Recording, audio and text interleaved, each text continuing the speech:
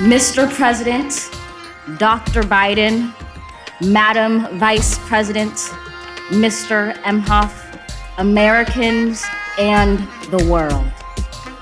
When day comes, we ask ourselves, where can we find light in this never-ending shade? The loss we carry, a sea we must wade. We've braved the belly of the beast. We've learned that quiet isn't always peace, and the norms and notions of what just isn't always just is. And yet the dawn is ours before we knew it. Somehow we do it. Somehow we've weathered and witnessed a nation that isn't broken, but simply unfinished. We, the successors of a country and a time where a skinny black girl descended from slaves and raised by a single mother can dream of becoming president, only to find herself reciting for one. And yes, we are far from polished, far from pristine, but that doesn't mean we are striving to form a union that is perfect. We are striving to forge our union with purpose, to compose a country committed to all cultures, colors, characters, and conditions of man.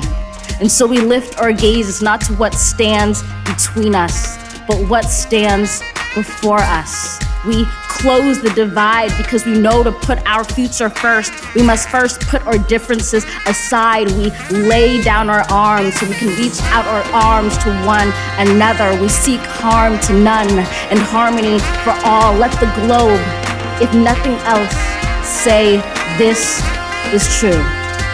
That even as we grieved, we grew. That even as we hurt, we hoped. That even as we tired, we tried. That we'll forever be tied together, victorious. Not because we will never again know defeat, but because we will never again sow division. Scripture tells us to envision that everyone shall sit under their own vine and fig tree, and no one shall make them afraid. If we're to live up to our own time, then victory won't lie in the blade, but in all the bridges we've made. That is the promised glade, the hill we climb, if only we dare it. Because being American is more than a pride we inherit. It's the past we step into and how we repair it. We've seen a force that would shatter our nation rather than share it, would destroy our country if it meant delaying democracy. And this effort very nearly succeeded. But while democracy can be periodically delayed, it can never be permanently defeated.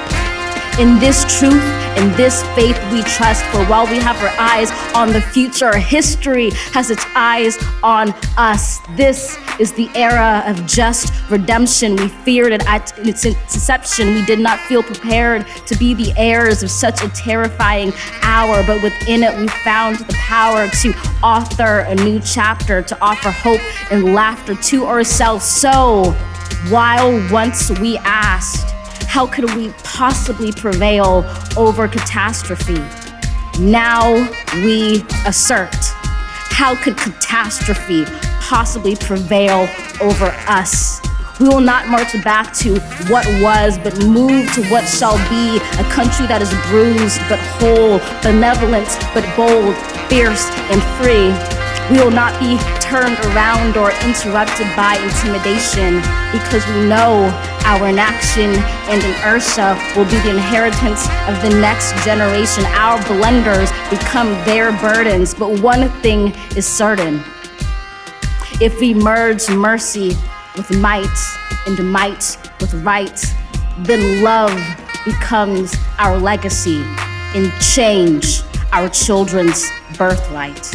So let us leave behind a country better than one we were left. With every breath from my bronze-pounded chest, we will raise this wounded world into a wondrous one. We will rise from the gold-limbed hills of the west. We will rise from the wind-swept northeast, where our forefathers first realized revolution. We will rise from the lake-rimmed cities of the Midwestern states. We will rise from the sun-baked south. We will rebuild, reconcile, and recover in every known nook of our nation, in every corner called our country. Our people, diverse and beautiful, will emerge battered and beautiful. When day comes, we step out of the shade, aflame and unafraid. The new dawn blooms as we free it.